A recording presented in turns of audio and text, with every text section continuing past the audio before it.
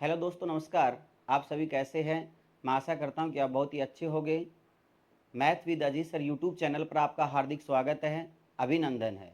तो देखिए दोस्तों, अपना संख्या पद्धति का चैप्टर कल समाप्त हो गया था। आज अपन नंबर 2 चैप्टर की बात करेंगे और दूसरा चैप्टर आज अपना औसत का चलेगा। औसत की आज पहली क्लास होगी। तो पढ़ने से पहले जिन विद्यार्थियों ने अभी तक चैनल को सब्सक्राइब नहीं किया है वो अवश्य रूप से सब्सक्राइब कर ले। आपका अपना चैनल है, मैं बहुत ही शानदार तरीके से आपको मैथ पढ़ाऊंगा और आरपीएफ में आपको बहुत बड़ा फायदा मिलेगा। तो चलिए दोस्तों, चलते हैं अपन।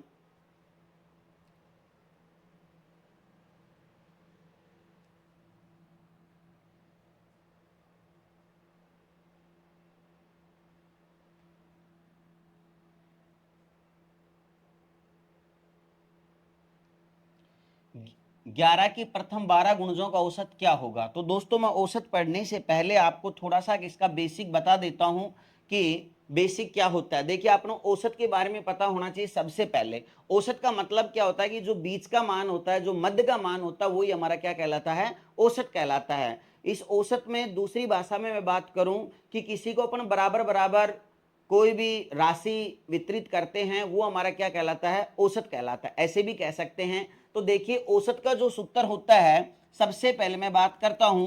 तो औसत का हमारा जो सूत्र आता है वो क्या आएगा, राशियों का योग बटा में राशियों की संख्या।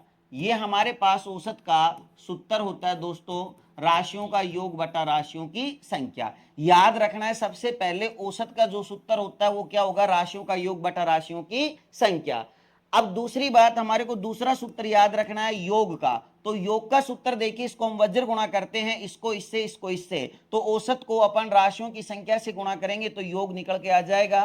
तो औसत गुणा में क्या हो गया, राशियों की संख्या। औसत गुणा राशियों की संख्या।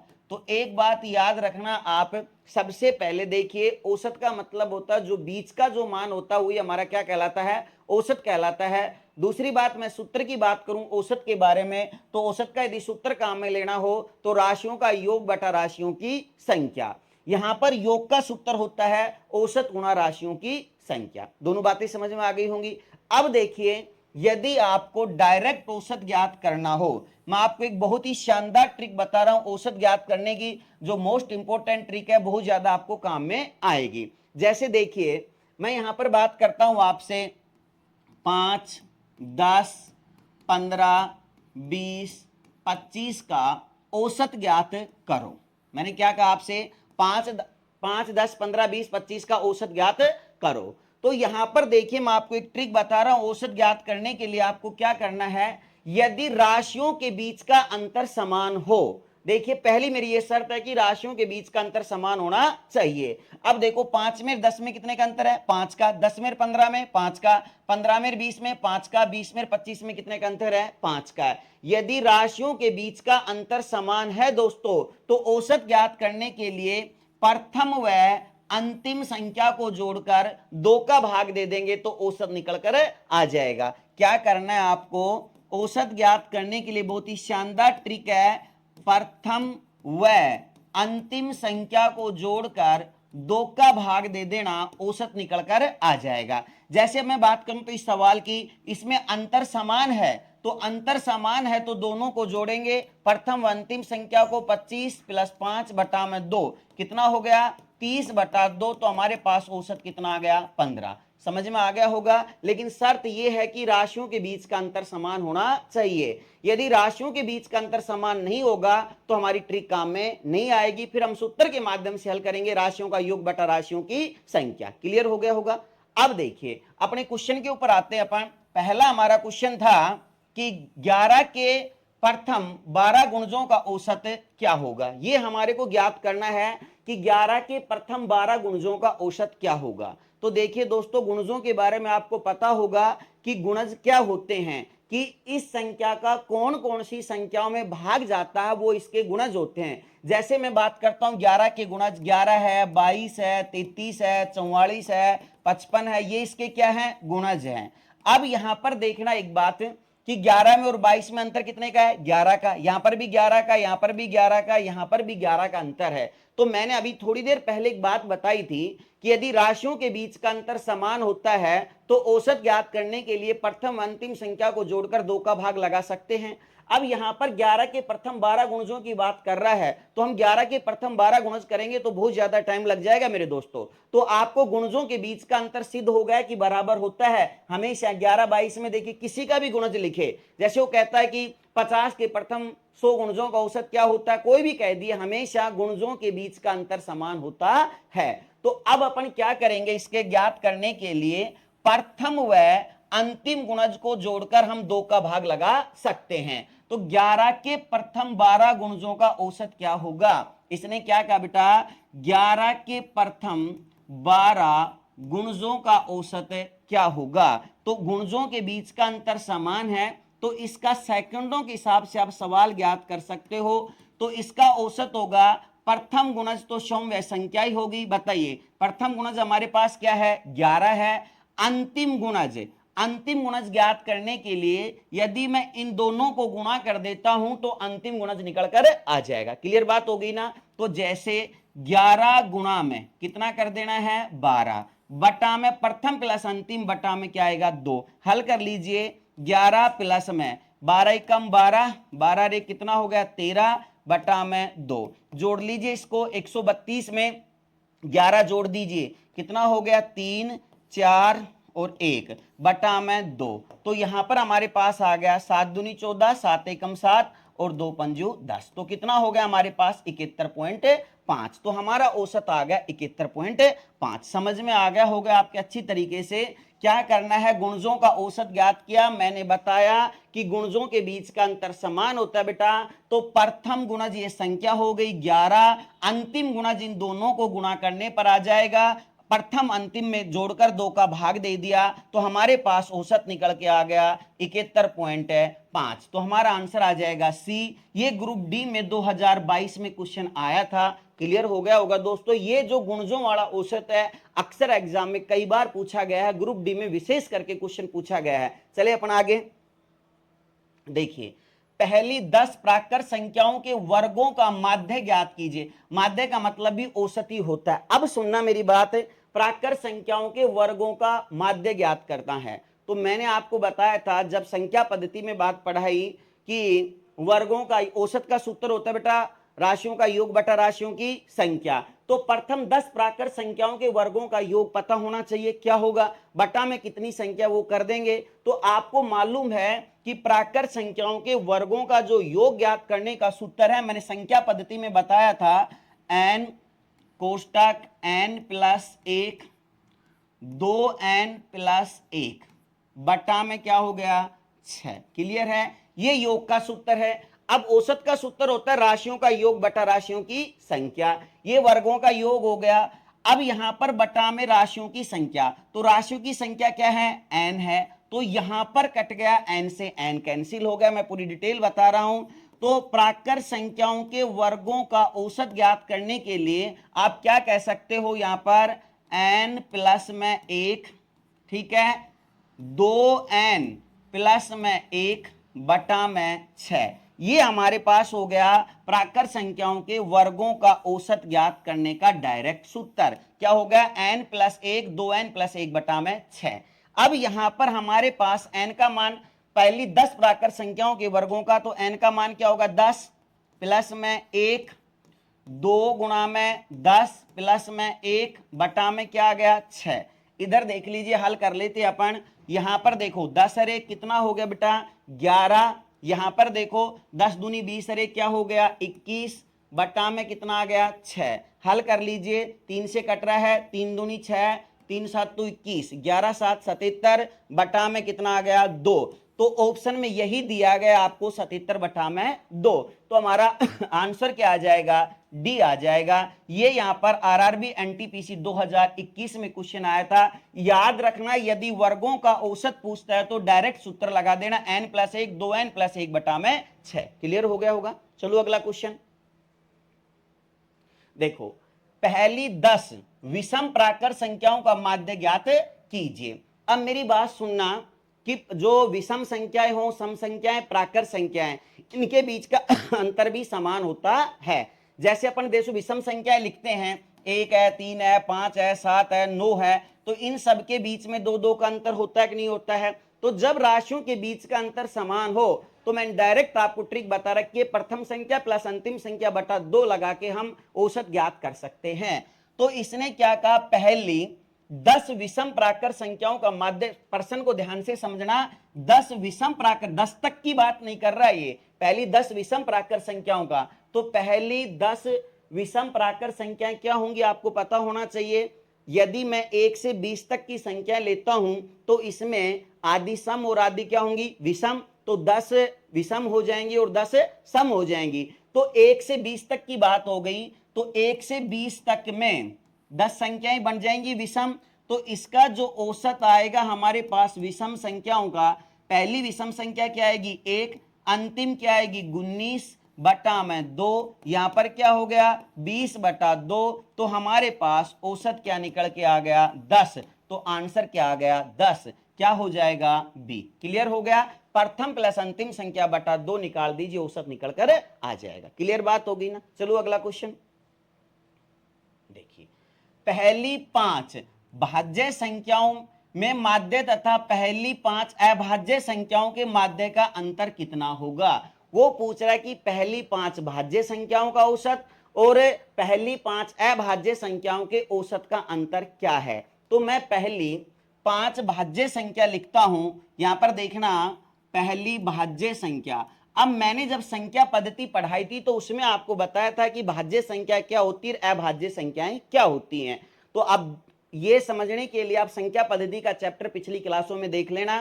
देखिए भाज्य संख्या मैं यहां पर भी रिपीट कर देता हूं, जिन संख्याओं में खुद के अलावा अन्य संख्या का भाग जाता हो भाज्य संख्या होती है, केवल खुद का ही भाग जाता हो अभाज्य संख्या होती है। एक न भाज्य संख्या और न ही अभाज्य संख्या है। तो बताओ भाज्य संख्या की बात करता हूं 5, तो पहली भाज्य संख्या हमारे पास क्या आएगी 4, अगली क्या आएगी 6, 8, 9 और 10।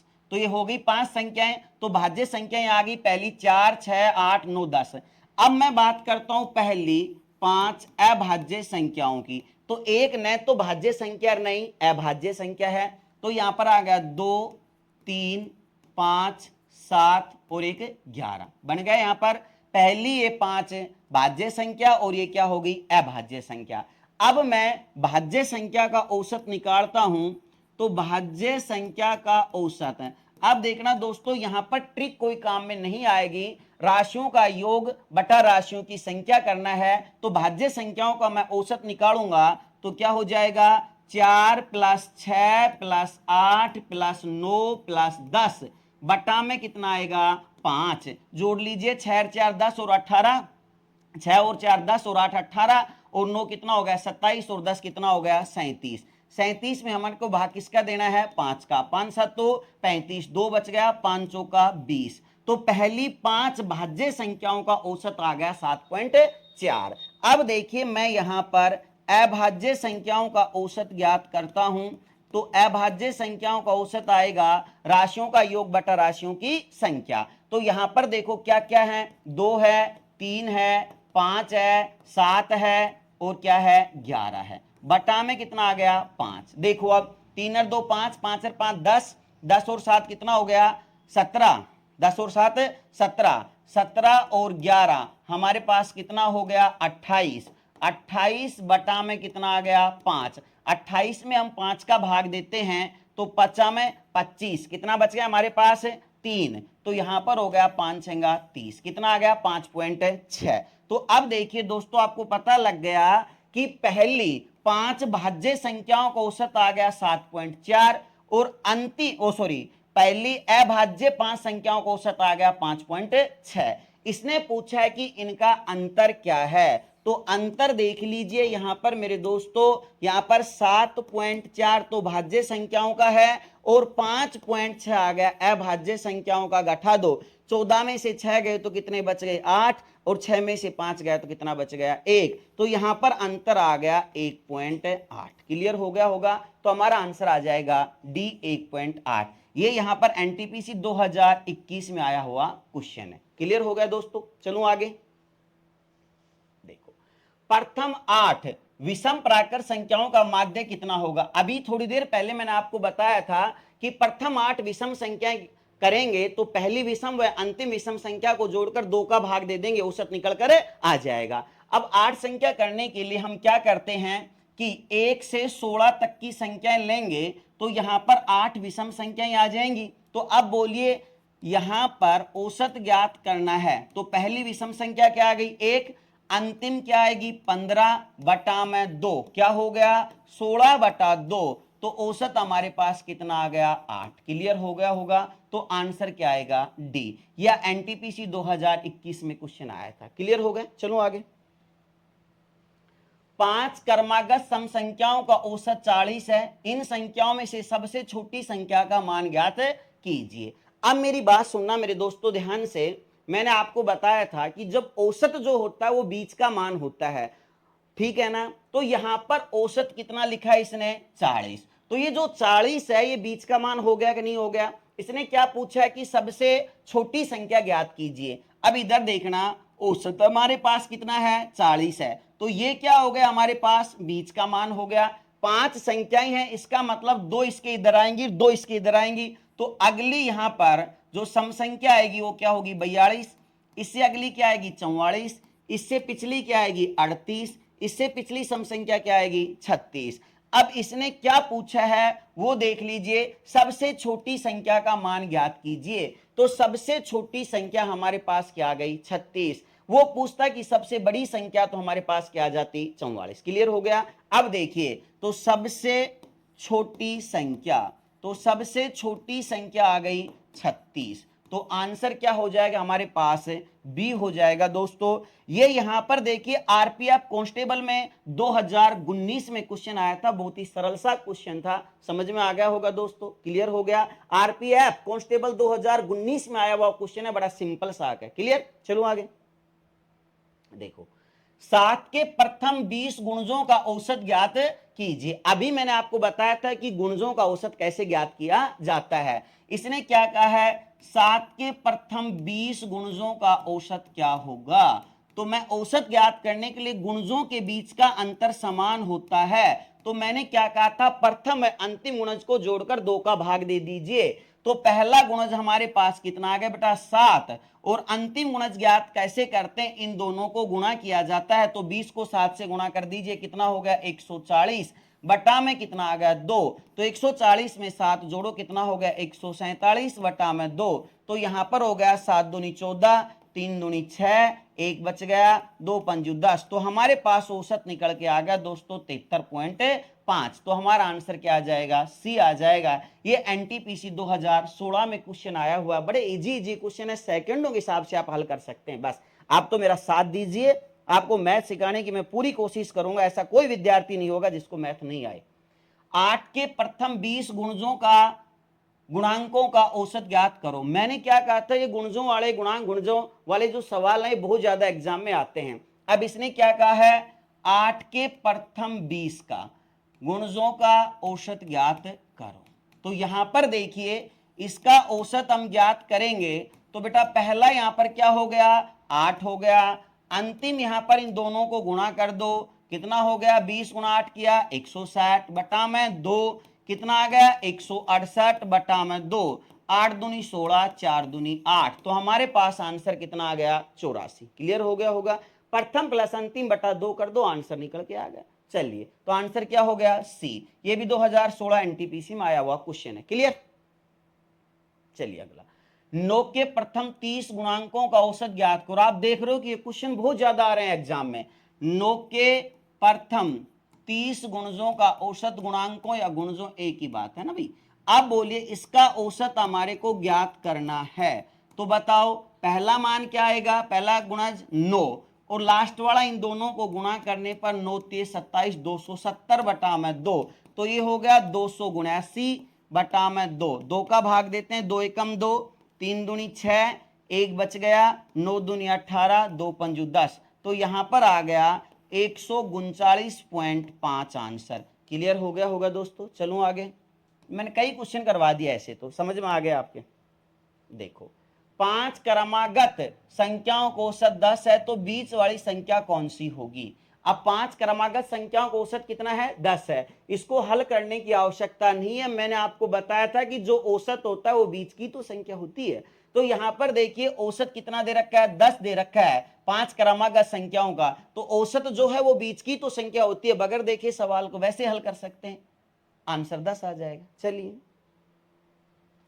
5 क्रमागत संख्याओं का औसत 100 है, तो पहली संख्या ज्ञात कीजिए। अब देखो मैंने आपसे क्या कहा था, जो औसत होता है बेटा वो बीच की संख्या होती है, ठीक है।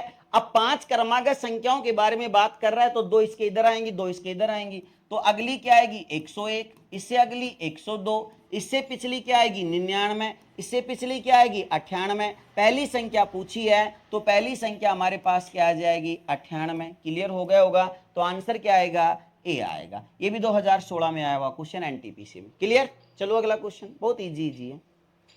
36A प्लस 36B बराबर 576 हो तो ए और बी का अंतर क्या होगा। सॉरी ये अंतर नहीं है, यहां पर ए व बी का, सही करेक्शन कर लेना, यहां पर ए व बी का औसत क्या होगा ये पूछ रहा है, ठीक है ना। यहां पर 36A प्लस 36B बराबर 576 है हो तो ए और बी का औसत क्या होगा, अंतर नहीं है, औसत क्या होगा। अब बताओ, मैंने आपको बताया कि औसत का सूत्र होता है राशियों का योग बटा राशियों की संख्या। यदि मेरे को ए और बी का मान का पता लग जाए तो आसानी से ज्ञात कर सकते हैं। इधर देखिए 36A प्लस 36B बराबर में 576। अब इन दोनों में हमारे पास 36 कॉमन आ गया, यहां पर ए बच गया, यहां पर बी बच गया, बराबर में 576 दिया गया है। अब हमारे को मान ज्ञात करना है ए प्लस बी का, तो ए प्लस बी का मान क्या हो जाएगा 576 बटा में क्या आ जाएगा 36। तो यहां पर ए व बी का जो योग है वो हो गया 576 बटा में 36। हल करना चाहो तो कर लेना, नहीं आगे देख लेंगे, ठीक है ना। अब देखिए यहां पर पूछा था इसने ए व बी का औसत क्या होगा, तो मैंने आपको बताया कि औसत का सूत्र होता है राशियों का योग बटा राशियों की संख्या। तो यहां पर योग का आपको पता लग गया 576 बटा में कितना है 36 है। संख्याएं ए और बी कितनी हो गई 2। अब इसको हल कर लीजिए, 2 से काट दूं मैं इसको, 76 से भी काट सकते थे डायरेक्ट, अब 2 से काट लो, चलो कोई बात नहीं। अब देखो 2 से आप काटोगे 2 दूनी 4, कितना बच गया 1, 8 दूनी 16 और 8 दूनी 16। अब 36 का भाग देंगे इसमें तो लगभग यहां पर कितनी बार चला जाएगा 8 बार। देखो 8 छंगे 48 और 8 तिया 24 और 4 कितना हो गया 28। तो यहां पर औसत क्या आ गया हमारे पास 8, तो आंसर क्या आ जाएगा सी आ जाएगा। क्लियर हो गया, चलो आगे। एक व्यक्ति का पहले 5 महीने का औसत खर्चा 1200 रुपए है और अगले 7 महीने का औसत खर्चा 1300 रुपए है। यदि वह उस वर्ष में 2900 रुपए की बचत करता है तो उसकी मासिक औसत आय कितनी है। अब बताओ, यदि मैं यहां पर मासिक औसत आय पूछ रहा है, पूरी साल की मैं आय निकाल दूं, क्योंकि औसत का सूत्र होता है राशियों का योग बटा राशियों की संख्या। भाई यदि पूरी साल की आय का मेरे को मालूम चल जाए तो औसत आप आराम से बता सकते हैं। देखिए बेटा बहुत ही सिंपल सा क्या है, एक व्यक्ति का पहले 5 महीने का औसत खर्चा कितना है 1200 है। तो अब बताओ 5 महीने में उसने कितने खर्च कर दिए, 1200 गुणा 5 करो फटाफट, कितना आ गया 12 पंजू 60, कितना हो गया 6000। अब बताओ यहां पर अगले 7 महीने का औसत खर्चा कितना है 1300 है, तो अगले 7 महीने का 1300 है, तो 13 गुणा में कितना करो 7, 13 छक्के कितने हो गए बताइए, ओ सॉरी 13 सत्तू, 7 महीने का औसत खर्चा कितना है 1300 है, तो 13 सत्तू कितने हो गए 91, तो यहां पर हो गया 9100 कुल खर्चा। यदि वह वर्ष में 2900 रुपए की बचत करता है तो यहां पर देखो ये 6000 रुपए का पहले 5 महीने का खर्चा, ये अगले 7 महीने का खर्चा है, और वह 2900 रुपए की बचत कर रहा है, तो बताइए ये पूरे वर्ष की आय आ गई। 6000 खर्च किए, फिर 9100 खर्च किए, अगले 7 महीने में 2900 रुपए उसकी पॉकेट में है, तो कुल आय उसकी होगी 6000 प्लस 9100 प्लस 2900। अब यहां पर राशियों का योग बटा राशियों की संख्या, तो कितने महीने की आय है 12 महीने की, तो मैंने 12 का भाग दे दिया। अब जोड़ लीजिए इसको, देखो भैया ये यहां पर कितना हो गया 3000, ये हो गए 2900 में 100 जोड़ दो 3 और 9 3 12 12 6 कितना हो गया 18000। तो औसत आय उसकी आ गई 18000 बटा में यहां पर क्या हो गया 12, भाग दे दीजिए फटाफट, कितना आएगा 12 एकम 12, कितना बच गया 6, 12 पंजू 60, कितना आ गया 1500 रुपए। तो उसकी मासिक जो आय है वो 1500 रुपए है। आंसर क्या आ गया ए। क्लियर हो गया होगा। चलो अगला क्वेश्चन। 3 क्रमागत सम संख्याओं को औसत ए है, यदि अगली 5 सम संख्याओं को शामिल किया जाता है तो इन 8 संख्याओं का औसत क्या होगा। अब देखिए चलो ये तो छोटा सवाल है बेटा, बड़ा भी सवाल आ सकता है। मैं इसकी आपको डायरेक्ट एक ट्रिक बताता हूं, ध्यान से सुनना। 3 क्रमागत सम संख्याओं का औसत क्या है ए है। यहां पर आपसे 3 प्रकार के सवाल पूछ सकता है। एक आपको प्राकृत संख्या का पूछ सकता है, एक सम संख्या का या फिर विषम संख्या का पूछ सकता है। आगे की भी संख्या ले सकता है और पीछे की भी संख्या ले सकता है। फिर आपसे पूछता है कि नया औसत क्या होगा। तो अब मेरी बात सुनना ध्यान से। यदि वो प्राकृत संख्या की बात करता है, अब जैसे वो कह देता 5 प्राकृत संख्याओं का औसत x है, यदि आगे की 2 संख्या और शामिल कर ली जाएं तो नया औसत क्या होगा। तो याद रखना यहां पर जैसे औसत क्या था x था, 2 संख्या शामिल कर रहा है, जितनी भी संख्या वो शामिल करे उसमें 2 का भाग देकर पुराने औसत में जोड़ देना, नया औसत निकल कर आ जाएगा। क्लियर बात होगी ना मेरी। यदि प्राकृत संख्या की बात करता है तो क्या काम करना है, पुराने औसत में जितनी संख्या आगे बढ़ाए उसमें 2 का भाग देकर जोड़ देना। जैसे मान लीजिए उसने 2 संख्या बढ़ाई तो 2 में 2 का भाग दिया, तो यहां पर नया औसत क्या आएगा x प्लस में 1। क्लियर हो गया। अगर ये पहले की संख्या ले लेता तो यहां पर प्लस की जगह चिन्ह किसका आ जाता माइनस का। क्लियर हो गया होगा। चलिए यदि ये बात करता है सम संख्या की बेटा, तो सम संख्या का जैसे औसत कह देता x है, वो कहता है कि 5 संख्या आगे की ओर बढ़ा दी जाए तो नया औसत कितना होगा।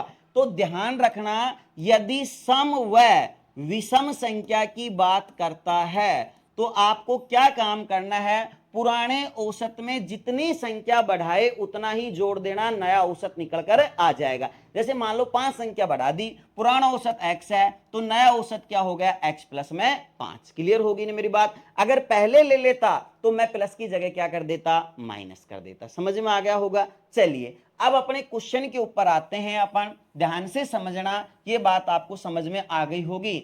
अब 3 क्रमागत सम संख्याओं का औसत कितना है 1 है, अगली 5 संख्या शामिल कर ली जाए तो इन 8 संख्याओं का औसत क्या होगा।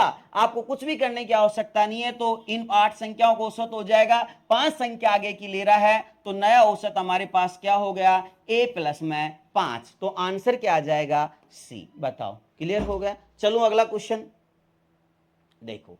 7 क्रमागत संख्याओं का औसत a है, यदि 2 संख्याएं जो इन 7 संख्याओं से पहले हैं भी ली जाएं तो नया औसत क्या होगा। मैंने क्या कहा था, क्रमागत संख्याओं का मतलब प्राकृत संख्याएं हो गई। यहां पर औसत हमारे पास कितना दिया गया a, तो नया जो औसत आएगा हमारे पास क्या हो जाएगा a है। अब मैंने क्या पहले की संख्या ले तो चिन्ह किसका आएगा माइनस का।